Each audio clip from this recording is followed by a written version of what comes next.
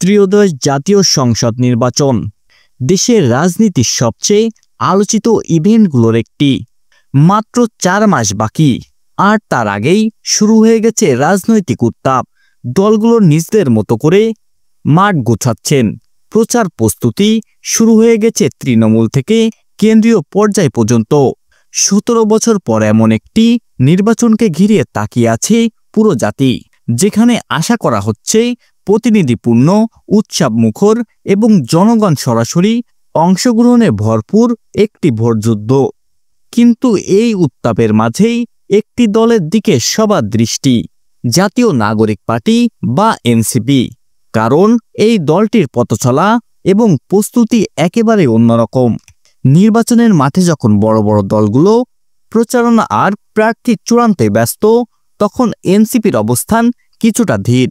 জুলাই গণঅভ্যুত্থানের বড় ভূমিকা রাখলেও সেই উত্তাপকে এখনও পুরোপুরি সংগঠনের রূপ দিতে পারেনি দলটি। সম্প্রতি দলটির জাতীয় সমন্বয়ক সভার আহ্বায়ক নাহিদ ইসলাম স্বীকার করেছেন, যতটা সাংগঠনিকভাবে শক্তিশালী হওয়ার কথা ছিল ততটা এখনো হয়নি। বিশ্ববিদ্যালয় থেকে শুরু করে জেলা পর্যায়ে কোথাও পুরোপুরি সংগঠন দাঁড় করানো যায়নি। তৃণমূল পর্যায়ের নেতাকর্মীরা বলছেন, দলটির শুরুটা খুব জোরালো হলেও কাঠামোগত দুর্বলতা এখনো বড় বাধা। বিশেষ করে প্রশাসনিক অভিজ্ঞতা, মাঠ পর্যায়ের সমন্বয়ক আর অর্থনৈতিক পরিকল্পনার অভাব, এই 3টি বিষয়েই তারা পিছিয়ে আছেন। বিশ্ববিদ্যালয়গুলোতে এনসিপি সমর্থিত ছাত্র সংগঠন বাংলাদেশ গণতান্ত্রিক ছাত্র সংসদ সাম্প্রতিক ছাত্র সংসদ নির্বাচনে ভালো করতে পারেনি। ফলে তরুণ প্রজন্মের ভোটারদের মধ্যে যে সমর্থন তা আশা করেছিল তা ধাক্কা খেয়েছে। এই ব্যর্থতা দলের মনোবলেও প্রভাব ফেলেছে বলে মনে করেন অনেক রাজনৈতিক বিশ্লেষকরা। তবে এনসিপির নেতারা দাবি করছেন শেখার পর্যায়ে আছেন এবং পরবর্তী নির্বাচনগুলোর আগেই শিক্ষাঙ্গন রাজনীতিতে পুনর্গঠনের পরিকল্পনা চলছে। রাজনীতিতে টিকে থাকতে অর্থের প্রয়োজন এবং এখানে এনসিপির সবচেয়ে বড় চ্যালেঞ্জ আসে। তৃণমূল বেশিরভাগ কার্যক্রম এখনও ব্যক্তিগত উদ্যোগে চলছে। দলের জন্য নির্বিচ্ছিন্ন অর্থনৈতিক প্রবাহ এখনও গড়ে ওঠেনি। যদিও গত জুন মাসে শুরু করা ক্রাউড ফান্ডিং পরিকল্পনা থেকে এখন পর্যন্ত এসেছে প্রায় 16 লাখ টাকা, কিন্তু এই টাকা দলীয় খরচ, কর্মসূচি, প্রচারণা সবকিছু চালানো সম্ভব নয়।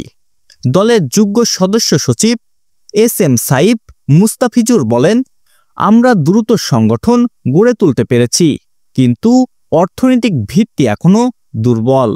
আমরা চাই আমাদের অর্থনৈতিক নীতি ও তহবিলের ব্যবস্থাকে আরও শক্তিশালী করতে। এনসিপির সামনে এখন আরেকটি বড় চ্যালেঞ্জ, দলীয় প্রতীক শাপলা।